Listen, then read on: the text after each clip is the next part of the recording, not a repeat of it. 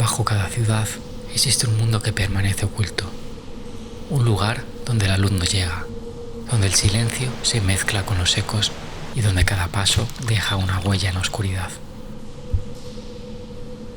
Millones de personas caminan sobre él, sin imaginar lo que ocurre unos metros más abajo.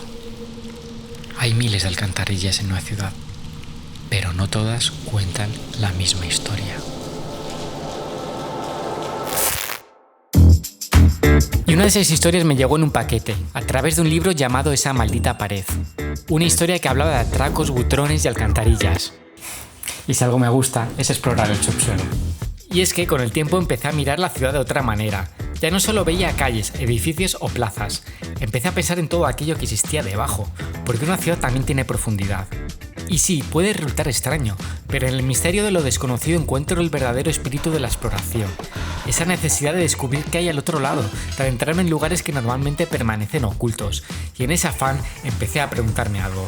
¿Realmente estaba solo? ¿Había más personas que veían lo desconocido desde otra perspectiva?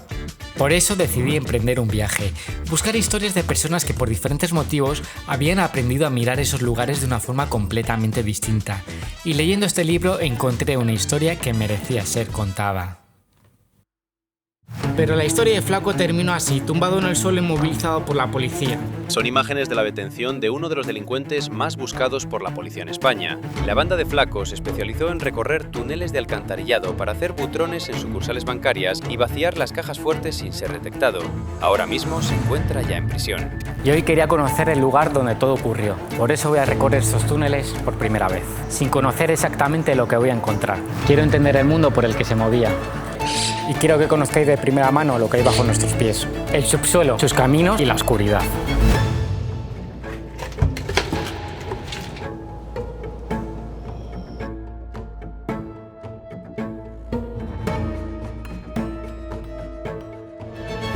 ¿Me estás diciendo en serio que te estás guiando por una brújula? Sí, joder. ¿Cómo quieres que me guíe aquí, si no hay GPS? Lo primero, que este tipo de alcantarillado no es el que suelo visitar, ya que suelo ir más a tipo colectores, que son pues lo que recogen el agua de la lluvia. Y este es alcantarillado puro y duro, o sea, todas las necesidades que hace la gente, todos los lavabos, los fregaderos, las lavadoras, va a parar a donde vamos a estar ahora mismo. Huele mucho a pis, demasiado. Yo no sé si es que justamente por esta etapa la gente se dedica a mear o qué, pero huele muy desagradable aquí. En principio por ahí es por donde teníamos que ir y está tapado. Vamos a tener que buscar una ruta alternativa, a ver si la encontramos, pero se va a alargar un poco más de lo que yo pensaba. Esto es muy característico, el encontrar justamente las calles. Generalmente, claro, en los colectores a los que voy y en el alcantarillado moderno no suelen poner las calles por temas de seguridad. Y es que en el que es más antiguo, más clásico, aún se encuentran las placas con las calles, que es una forma de guiarse, porque la calle, justamente, todo lo que hay arriba lo hay aquí abajo, y esta es una forma de guiarse pues más fácil si tienes lógicamente el mapa también. Y si lo tienes en la cabeza interiorizado. Es que esta calle, o sea, si bajamos por esta, nos alejamos bastante del punto original al que teníamos que ir. Hemos venido a explorar. Exploremos. Las alcantarillas son las cicatrices invisibles de una ciudad, lugares creados para desaparecer de nuestra vista, pero que guardan la memoria de todo aquello que ocurre en la superficie. Durante siglos han permanecido en silencio, escondiendo historias, secretos y recorridos que solo unos pocos han atrevido a seguir. Porque quizás lo más fascinante de estos lugares no es lo que son, sino todo aquello que permanece oculto bajo ellos. Y para mí, el primer explorador urbano que ha existido que se preocupó en documentar lo invisible a los ojos fue el francés Nadar, que en el siglo XIX no solo fue el pionero en tomar fotografías aéreas, sino que decidió adentrarse en las tripas de la ciudad con pesadas cámaras para capturar por primera vez el laberinto subterráneo de París, un mundo oscuro, silencioso y fascinante. Esta parte sí que me da un poco de... O sea, me da más respeto porque el agua está estancada, y cuando el agua está estancada es muy probable que pues pueda haber gases peligrosos. Esta zona la verdad es que se me sale de los mapas, ya te digo, como hemos ido por una zona que no tenía previsto que avanzáramos, Es decir, que ahora mismo vamos a ciegas. Pues esta no la tengo cartografiada. Por aquí hay como una confluencia de bastantes calles y mira que me sé bastante Madrid, pero estamos en una zona que tampoco he recorrido mucho. Entonces, esta se ve como una calle más principal, estas son como más secundarias. Vamos a avanzar un poco por la principal para no desviarnos. Y bueno, a la aventura un poco. Y Dios dirá.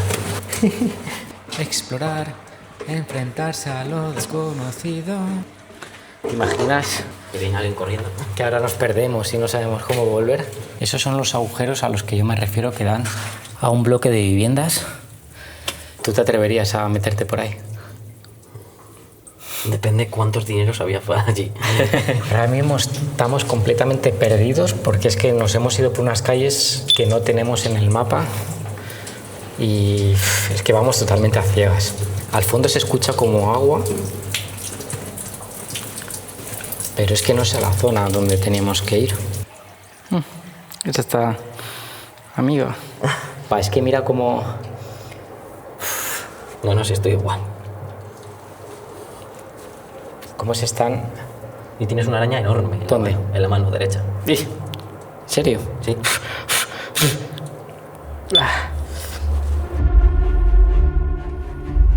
A medida que avanzábamos, el aire se volvía cada vez más pesado, por lo que tuvimos que extremar las precauciones. El camino se complicaba y ya no podíamos seguir por camino firme, sino atravesar un canal repleto de agua oscura sin saber qué había bajo nuestros pies. Un movimiento en falso y podría ser letal.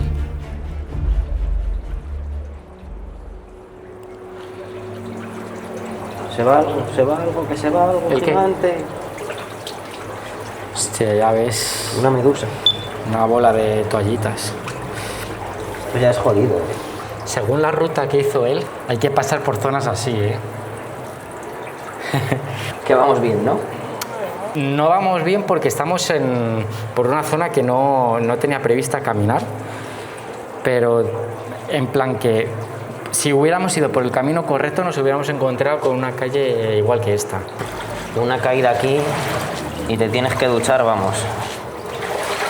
Con amoníaco.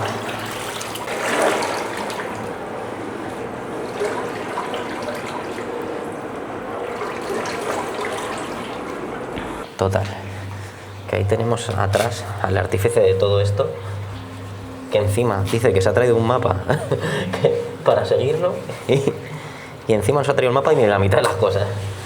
Es decir, que si aquí nos perdemos, morimos o lo que sea, ese hombre tiene la culpa.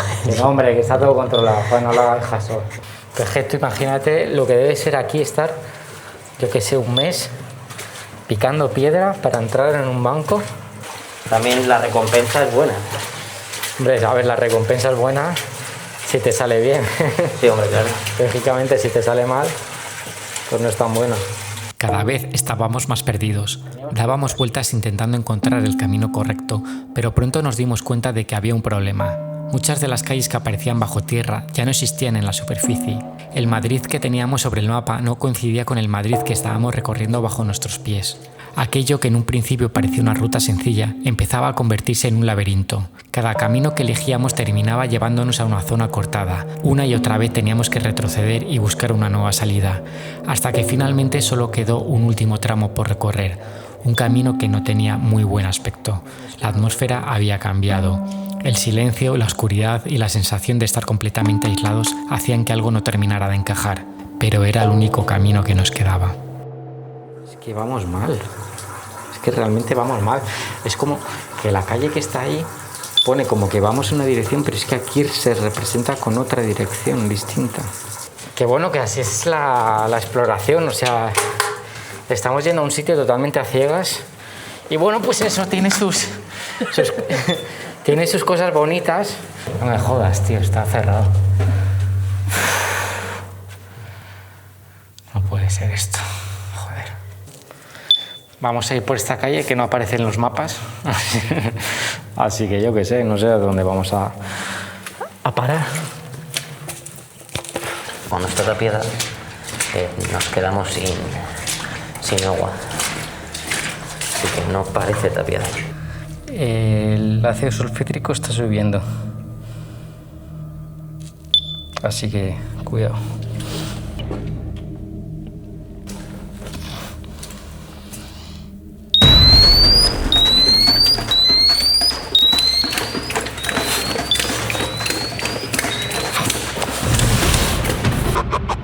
subterráneos, secretos de hormigón.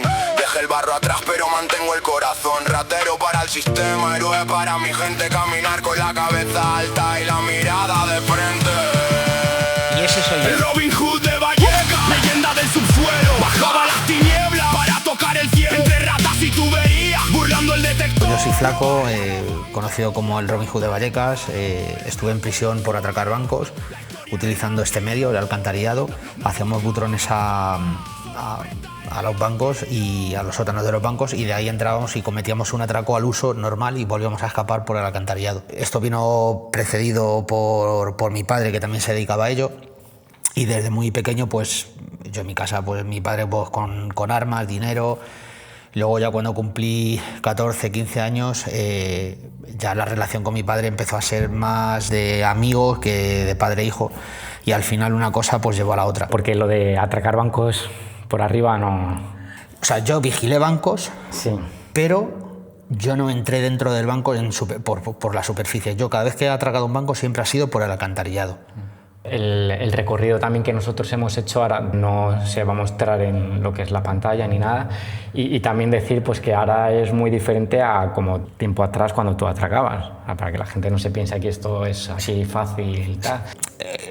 No se va a poder ver todo el recorrido, pero ya lo ves, o sea, puedes dar fe de ello, que es súper lioso, o sea... No, o sea, la prueba es que yo bajé aquí con un mapa, con orientación, brújula y tal, y no conseguí llegar al punto porque, o sea, me perdí. ¡Hostia! La pared está llena de cucarachas. Hemos entrado a las 8 y esto es el buen desayuno de la mañana, con lo rico que huele aquí. Estando en prisión, estuve un año en primer grado, y es estar encerrado 20 horas, salir al patio 4, y al final, bueno, pues con tanto tiempo, si estás encerrado 20 horas, 8 las pasas durmiendo, ¿no? Te quedan 12. Y entre leer y escribir, pues dije, bueno, es el momento de escribir mi libro, mi historia, mis memorias.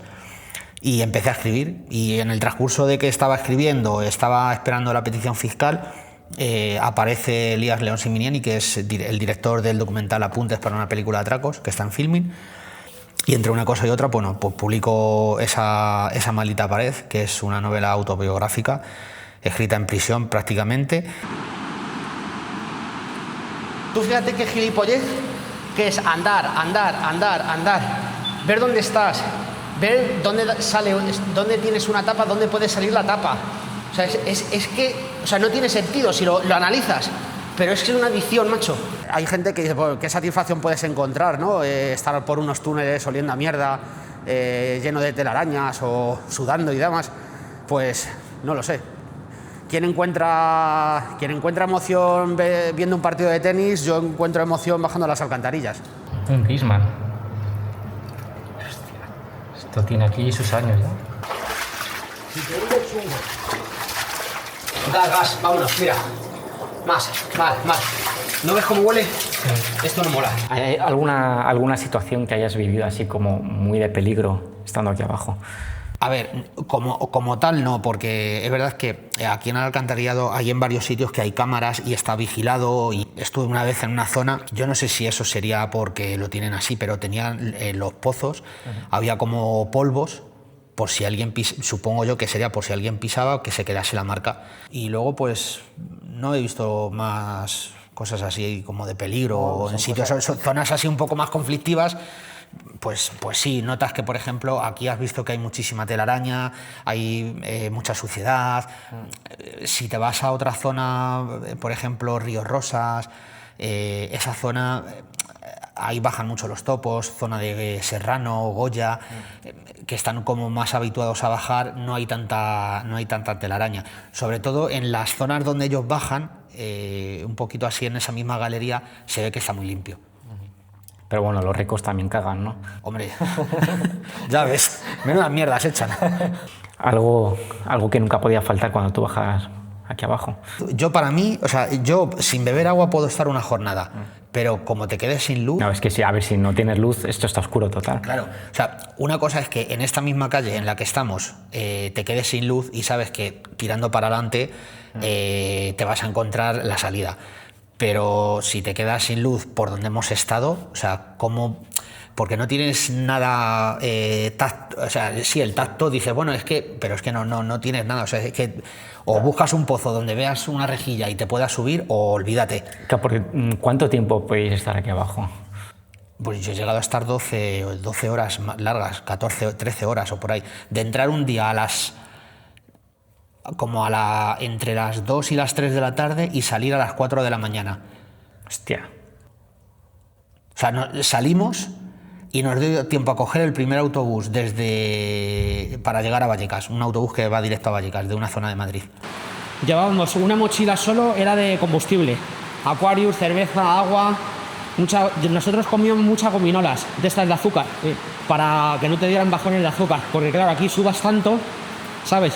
O sea, claro, perdías la noción del tiempo, por aquí no tienes referencias de luz, de... Nada, igual entras a las 2 de la tarde y cuando, hombre, sabiendo la hora que anochece, si miras el reloj sabes si es de noche o no.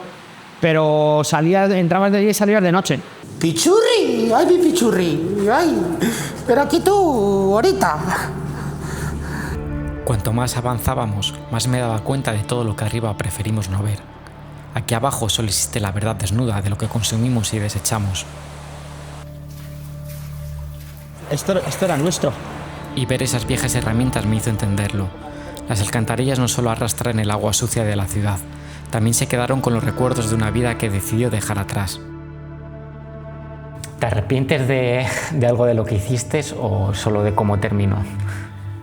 Bueno, de cómo terminó me arrepiento porque al final perdí aquella batalla y me arrepiento, siempre lo digo, a mí el haber apuntado con una pistola a personas inocentes, a mí, pues, oye, yo, por ejemplo, mi mujer trabaja cara al público, es un comercio donde se mueve dinero, entonces no me gustaría que a mi mujer le hicieran lo que yo, o el rato que yo hice pasar a los trabajadores.